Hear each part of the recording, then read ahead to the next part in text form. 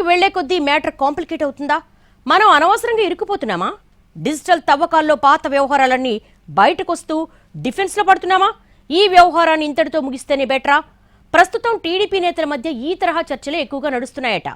దేని గురించి అధికార పార్టీ నాయకులు అంత డీప్గా డిస్కస్ చేస్తున్నారు? వాళ్ళ కొత్తగా వస్తున్నటువంటి భయాలేంటి? పాలిటిక్స్ లో లడ్డు ప్రకంపనలు రేగుతూనే ఉన్నాయి. తిరుమల శ్రీవారి లడ్డూల తయారీకి కల్తీ నెయ్యి వాడారన్న అంశం చుట్టూనే ఇప్పుడు రాష్ట్ర రాజకీయం మొత్తం తిరుగుతోంది. సీఎం చంద్రబాబు ఏ ముహూర్తాన ఇందుకు సంబంధించిన వ్యాఖ్యలు చేశారో గానీ అప్పటి నుంచి పొలిటికల్ ఘీ సలసలా మరుగుతూనే ఉంది. వైసీపీ ప్రభుత్వ హయాంలో జరిగిందన్న కల్తీపై సిబిఐ ఎంక్వైరీ, సిట్ ఏర్పాటు, సుప్రీంకోర్టు జోక్యం ఒకటేమిటి, ఇలా రకరకాలుగా సాగుతూనే ఉంది వ్యవహారం. ఇక తాజాగా దీనికి సంబంధించి వన్ మ్యాన్ కమిటీని నియమించింది ఏపీ సర్కార్. అటు ప్రతిపక్షానికి బలం ఉన్న శాసనమండలిలో హిందాపూర్ డైరీ, హెరిటేజ్ మధ్య సంబంధాల వ్యవహారం మంటలు పుట్టిస్తోంది. ఈ దశలో టీడీపీ వర్గాల్లో కొత్తగా అంతర్మదనం మొదలైందట.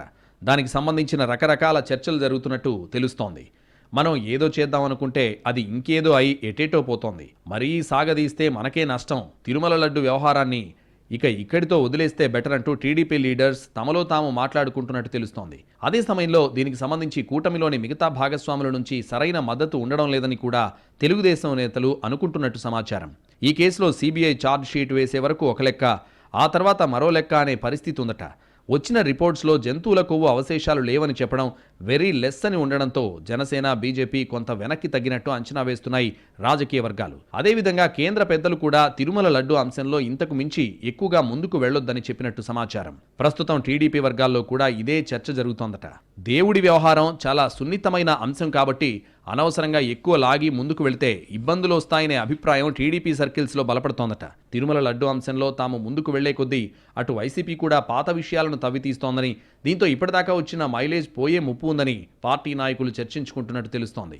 మాజీ సీఎం వైఎస్ రాజశేఖర రెడ్డి 7 కొండల్ని 2 కొండలు చేశారంటూ టీడీపీ నేతలు, మంత్రులు పదే పదే విమర్శిస్తున్నారు. అయితే తాజాగా మొన్నటి ప్రెస్ మీట్లో జగన్ ఇదే అంశాన్ని ప్రస్తావించారు.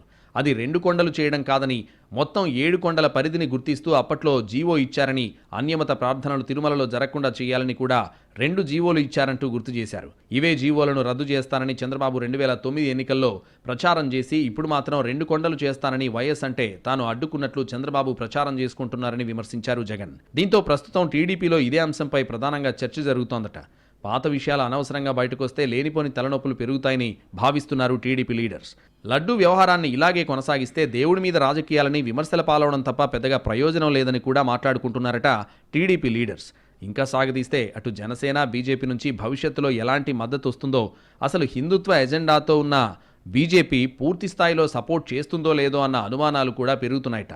ఇలాంటి పరిస్థితుల్లో లడ్డూ వ్యవహారాన్ని ఇక్కడితో వదిలేస్తేనే బెటర్ అంటూ అధికార పార్టీ నాయకులు అంతర్గతంగా డిస్కస్ చేసుకుంటున్నట్టు తెలుస్తోంది.